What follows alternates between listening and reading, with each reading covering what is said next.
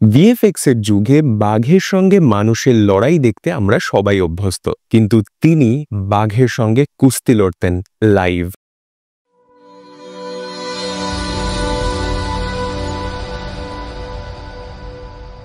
আধুনিক সার্কাসের পথ চলা শুরু হয় দ্য গ্রেট বেঙ্গল সার্কাসের হাত ধরে। তখন সার্কাস মানে ছিল দু একটা ঘোড়া আর কিছু দেশি বিদেশি জিমন্যাস্টের খেলা। সার্কাসের মালিক মতিলাল বসু স্ত্রী রাজবালা বসুর হাত ধরেই সার্কাসে প্রথম পা রাখেন সুশীলা সুন্দরী। 1887 সালে সেই সার্কাস কিনে নেন প্রিয়নাথ বসু। 1896 সালে রেওয়াদের মহারাজা খুশি হয়ে প্রিয়নাথ বসুকে একজোড়া বাঘ উপহার দেন, নাম লক্ষ্মী আর নারায়ণ। এরপরেই বাংলায় সার্কাসের মূল আকর্ষণ হয়ে ওঠেন ব্যাঘ্রকন্যা সুশীলা সুন্দরী। সুশীলার জন্ম হয় 1889 সালে কলকাতার রামবাগান অঞ্চলে।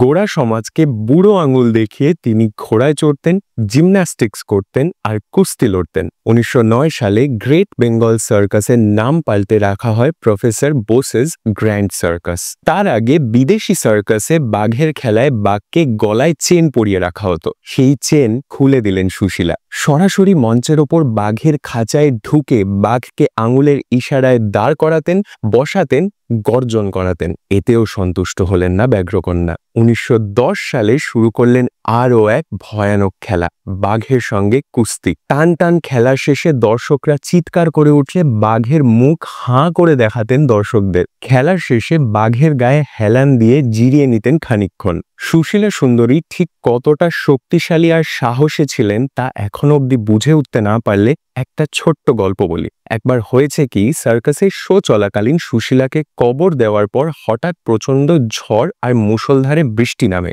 শো বন্ধ করে দিতে হয়। বাড়িতে ফিরে প্রফেসর বোসের হঠাৎ মনে পড়ে যে সুশীলা সুন্দরীকে কবর থেকে তোলাই হয়নি। পড়ি কি মরি করে তিনি সার্কাসে পৌঁছে যা দেখলেন তাতে তার গায়ের লোম খাড়া হয়ে গিয়েছিল।